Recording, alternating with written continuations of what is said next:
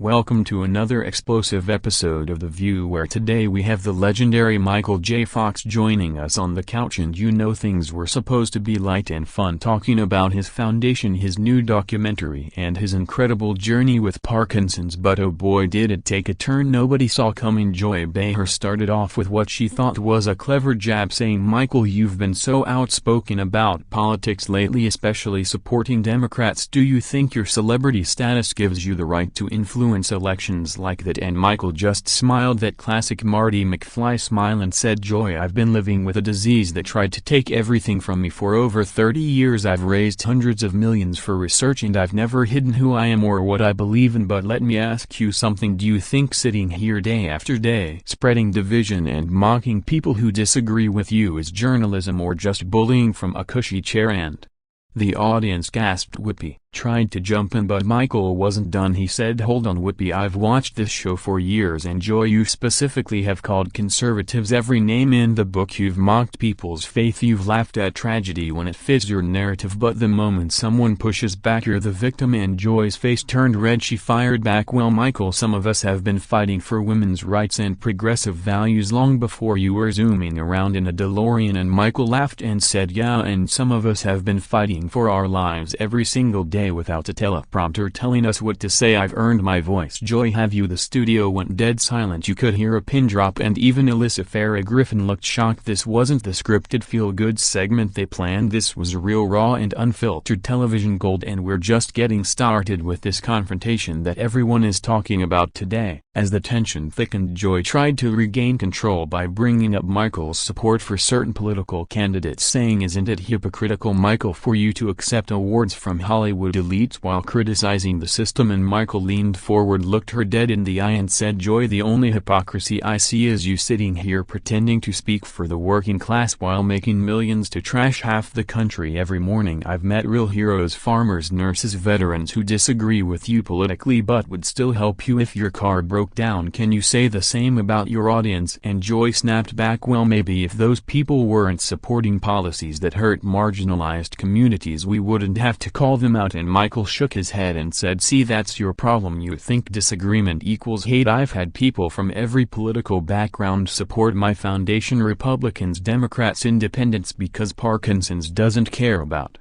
your voting record. But why?" Joy, you divide people for ratings. You've called Trump supporters cult members. You've mocked people's appearances. You've celebrated when conservatives face hardship. But God forbid someone criticizes your side." And the audience started murmuring, some clapping, some booing. It was electric. Meghan McCain, who was guest co-hosting, jumped in, saying, "Joy, he's got a point. You've gone too far sometimes." And Joy yelled over her, "No, Meghan, you only say that because you're one of them now." And Michael just sat back smiling as the panel imploded. Whoopi was banging the table trying to go to commercial, but the producers let it run because the views were skyrocketing online. People were live tweeting, "This is the best View episode ever. Michael J. Fox just ended Joy Behar," and it kept going. Commercial break finally came, but when they returned, Joy came out swinging harder, saying, "Michael, let's talk about facts. You've campaigned against politicians who want to cut funding for medical research. How dare you accuse me of division when you're the one playing politics with sick people?" And Michael didn't miss a beat. He said, "Joy, I've never told anyone who to vote for. I've shared my story. I've explained why certain policies would hurt people like me, but I've also worked with lawmakers on both sides because progress isn't red or blue, it's human, and you weaponize everything. You've mocked people's disabilities before on this very show. Remember when you laughed about someone's stutter? Do you think that's fighting for marginalized communities?" And Joy stammered, I don't remember that exactly." And Michael pulled out his phone, showed a clip from years ago where Joy was indeed mocking a public figure's speech impediment, and the audience went, "Oh, ah, ooh." Sunny Hostin tried to defend her, saying context matters, Michael. But he said, "Does it, Sonny? Because when it's your side, suddenly context matters, but when it's someone you hate, they're just evil. No nuance, no humanity." And then Michael turned to the audience and said, "Look, I didn't come here to fight. I came to talk about hope, about the 30 million people worldwide living with Parkinson's, about the breakthroughs we're funding. But if we're going to talk truth, let's talk all of it. This show has become a bubble where only one opinion is allowed, and Joy, you bully guests who don't agree with you. I've seen it happen, and today the bully met someone who won't back down, and the applause was thunderous. Even some crew members were clapping backstage." Joy was visibly shaking now. She said, "Michael, you're being downright nasty. This isn't the sweet family-friendly guy we expected." And Michael replied, "Exactly, Joy, you expected me to sit here, smile and let you spew your talking points like every other guest who fears cancellation, but I'm 64 years old. I've stared death in the face. I've got nothing to lose and everything to say. You've spent years calling people deplorable, fascist, racist for voting differently than you, but have you ever actually talked to these people, been to their towns, listened to their struggles? No, you sit here in your Manhattan Tower judging Middle America." And Joy interrupted, screaming, "Well, maybe Middle America should stop electing people who want to take away our rights." And Michael said, "Rights like the right to free speech that you only support when it agrees with you. Remember when you cheered when conservative voices were silenced online but cried censorship when it happened to your side?" And Ana Navarro tried to calm things down, saying, "Okay everyone, let's take a breath." But Michael said no. Ana let her answer. Why is it okay for her to mock?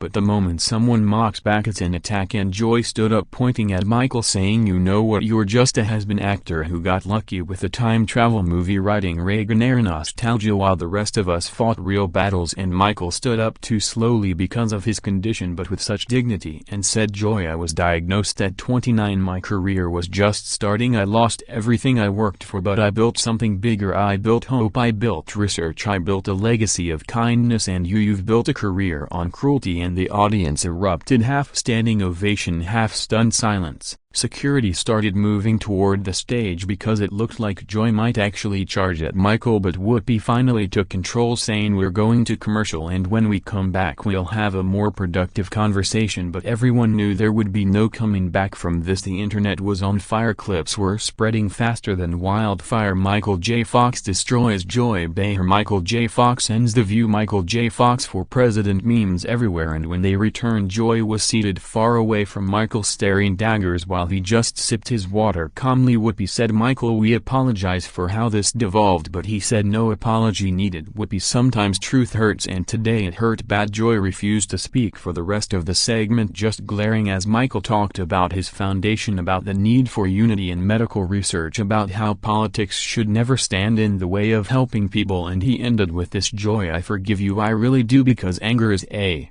poison and I've had enough F that in my life. But I hope today you learned that when you come for someone who's been through hell and back, you might just get burned yourself." And then he quoted his own documentary, saying, "The only thing stronger than fear is hope, and right now America needs more hope and less hate from people like you." And he shook hands with everyone except Joy and walked off stage to a standing ovation that lasted 5 full minutes, the longest in View history. Producers were panicking, ratings were through the roof, but they knew Joy had finally met her match. As the show wrapped up, you could cut the tension with a knife. Joy tried one last dig during the credits, saying, "Well, some people just can't handle strong women," but the microphone caught Michael off stage saying, "Strong women don't need to scream to be heard." Joy, and that clip went mega viral within minutes. The fallout was immediate. ABC executives were in emergency meetings, advertisers were calling sponsors, threatening to pull out because half the country was celebrating Michael as a hero while the other half called for his cancellation. But guess what? His foundation raised $20 million in 24 hours, a new record. People from all political sides donating, saying thank you for saying what we've been thinking for years. Michael released a statement later saying, "I went on The View to talk about Parkinson's, not politics, but when someone attacks your values, sometimes you have to stand up. I bear no ill will toward Joy or anyone there, but I will always defend truth, kindness and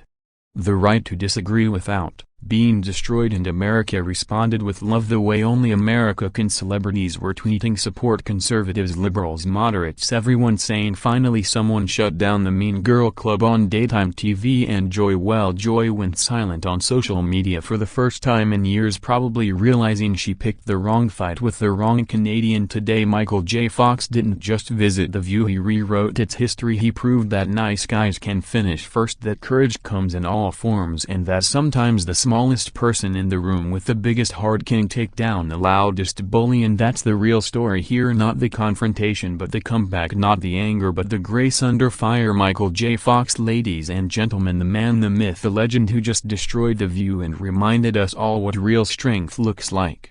Weeks after the explosive episode aired, the world was still reeling from Michael J. Fox's takedown of Joy Behar on national television. Talk shows were dissecting every second, late-night hosts were making jokes about it. Even Stephen Colbert, who usually sides with The View, couldn't help but say Michael brought the heat without raising his voice once, and Joy, well, she tried to spin it on the next episode, saying, "I was just asking tough questions, that's my job," but everyone saw through that it was personal, it was mean, and it backfired spectacularly. Michael's foundation saw donations skyrocket. Celebrities like Tracy Pollan, his wife, posted on social media, "Proud of my husband for standing up to bullies," and even former presidents weighed in with subtle support. The clip of Michael saying "You've built a career on cruelty" went viral with over 100 million views in days. Hashtags like Team Michael and Joy got schooled trended worldwide, and Joy's past comments were dug up. Old clips of her mocking people's appearances, faiths, and struggles resurfaced, proving Michael's point that she divides for ratings, not truth. And then the apologies started, not from Joy but from guests who'd been bullied before. One actress said, "I wish I'd had Michael's courage when Joy came for me years ago. The media tried to paint Michael as the aggressor, but the public wasn't buying it." Polls showed 80% sided with him, saying finally someone called out the hypocrisy on the show, and ABC ratings for The View plummeted. Advertisers pulled back, fearing backlash, and rumors swirled that Joy might be on thin ice, but she doubled down in interviews, calling Michael bitter and out of touch, which only made things worse, because who calls a man fighting Parkinson's bitter? And the story just kept growing bigger than anyone imagined. Fast forward a month and the confrontation became a cultural phenomenon. Documentaries were being planned about daytime TV toxicity. Books were written analyzing the exchange as a turning point in celebrity activism. Michael released his own statement saying, "I never wanted this to overshadow my message about Parkinson's, but if it opens eyes to how media treats people, then so be it." And suddenly politicians were inviting him to speak at events both sides of the aisle, because he proved you can be principled without being partisan. Joy, on the other hand, went on a media tour trying to play victim, saying, "Michael ambushed me, he came on my show and attacked," but old tapes showed she started it. She threw the first punch with her smug questions, and the audience remembered producers leaked that Joy had prepped those gotcha lines wanting to make Michael look bad for his political views, but he flipped the script masterfully, and now The View was scrambling. Whoopi tried to distance herself, saying Joy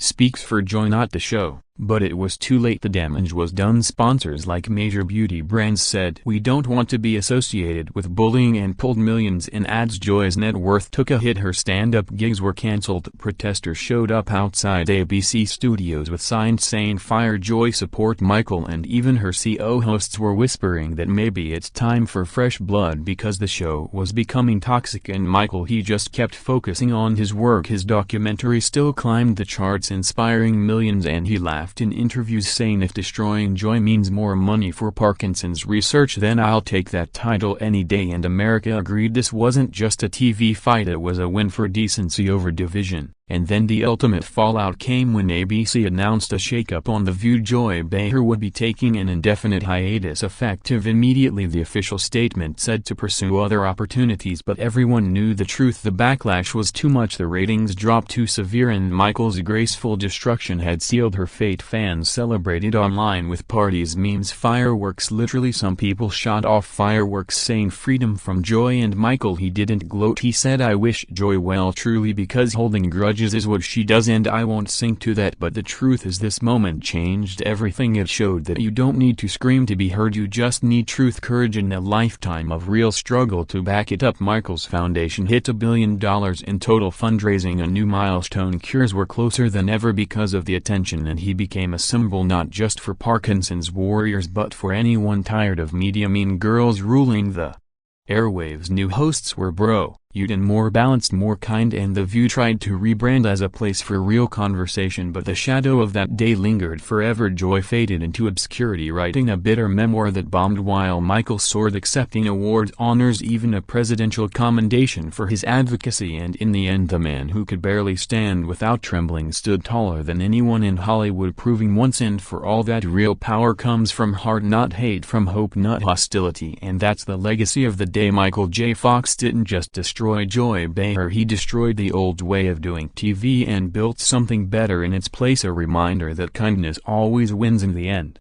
Years later, the legendary confrontation between Michael J. Fox and Joy Behar was still taught in media classes as the day daytime television died and was reborn. Professors would play the clips showing how one man's quiet strength dismantled decades of built-up venom. Joy had tried comebacks multiple times, guest spots on smaller shows, a podcast that fizzled out, but nothing stuck. The public had moved on. They remembered her as the bully who picked on a hero, and Michael, he became even bigger. His foundation announced a major breakthrough in Parkinson's treatment, a gene therapy that slowed progression in trials, and guess what they named the trial after that day? The Foxfire Protocol, because it ignited hope from the ashes of anger. Celebrities who once feared The View now openly mocked it on red carpets, saying, "Remember when Joy thought she could take on Marty McFly and lost badly?" And Joy's memoir sequel bombed harder than the first, titled "I Was Right All Along," but nobody bought it literally.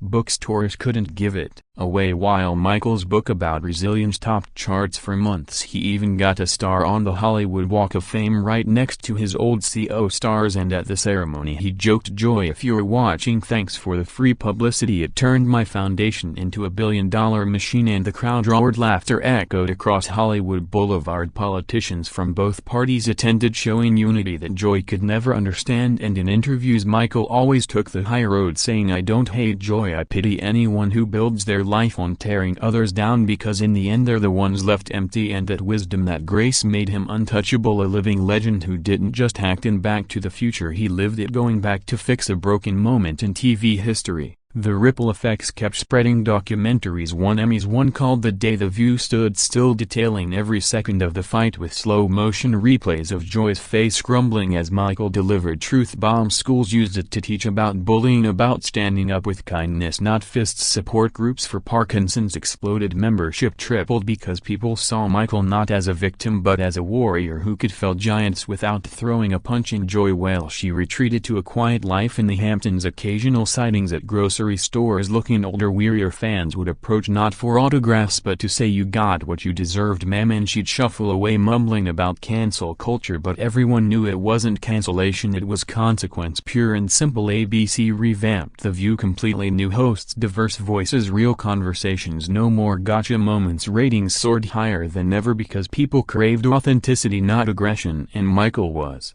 invited back as a special correspondent, not to fight but to inspire. Segments on hope, on overcoming, on unity, and each time he appeared millions tuned in, hanging on his every word. His tremors no longer a symbol of weakness but of unbreakable spirit. He even started a foundation wing called the Behar Fund, ironically funded by the donations that poured in after her meltdown, earmarked for media literacy, teaching kids how words can hurt or heal. And in a twist, Joy anonymously donated once, probably out of guilt, but it was rejected with a note saying, "We only accept kindness here," and that rejection made headlines again, keeping the story alive forever, proving that Michael's destruction wasn't temporary, it was eternal, a blueprint for how to handle hate with heart. Decade after decade the legend grew. Michael J. Fox passed the torch to younger advocates, but his moment on The View became folklore, passed down like urban legends. Kids would watch the clips in history class, learning about the great media reckoning of 2025, how one man with a microphone and mountains of courage ended an era of mean-spirited TV. Joy Behar became a cautionary tale in Hollywood. Don't become the villain in someone else's hero story. Her name synonymous with fallen bully, while Michael's synonymous with rising phoenix. Awards were named after him. The Michael J. Fox Courage Award, given to those who speak truth to power gracefully, and every recipient mentioned that day saying, "If Michael could do it, shaking from disease, I can do it too." Parkinson's research advanced leaps and bounds. Cures emerged, not one but multiple treatments born from the funding frenzy post-confrontation, and Michael lived to see it, to hold his grandkids to dance at their weddings, trembling but they're fully present.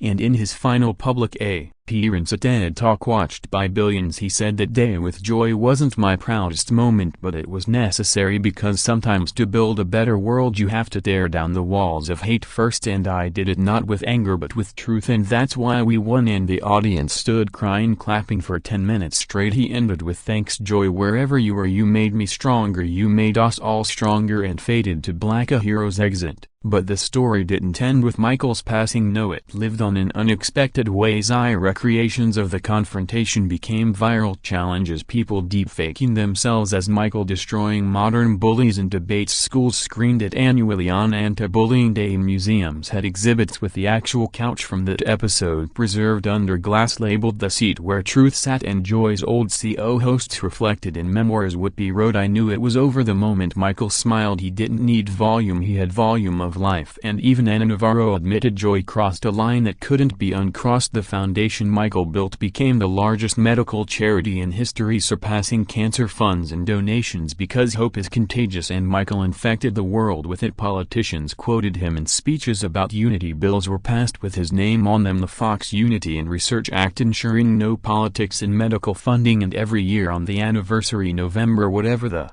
internet exploded with them. As recreations tributes, people dressing as Michael in DeLorean jackets holding signs saying "What would Michael say?" and answering modern controversies with his wisdom, calm, measured, kind but firm. And Joy, she passed quietly. No eulogies, no tributes, just a footnote in Michael's epic story, the woman who tried to dim a light and only made it shine brighter. Ultimately, the destruction of Joy Behar by Michael J. Fox wasn't about revenge, it was about revelation, revealing the fragility of hate, the strength of resilience, the power of one voice speaking for millions. It changed culture forever. Daytime TV became kinder, late night became deeper, social media paused before piling on because everyone remembered what happened when you attack a hero. And Michael's legacy wasn't just curing diseases, it was curing discourse, healing a divided nation one truthful word at a time. His family carried on the work, his kids, grandkids, all advocates, all speaking with that same quiet fire. And in the end, when historians look back on the 2020s, they'll mark that day on The View as the turning point, the moment America said enough to bullies, enough to division, enough to cruelty, and chose hope, chose kindness, chose Michael. And that's the real victory, not that Joy was destroyed but that goodness was built in her place, a monument to what happens when you live your life right.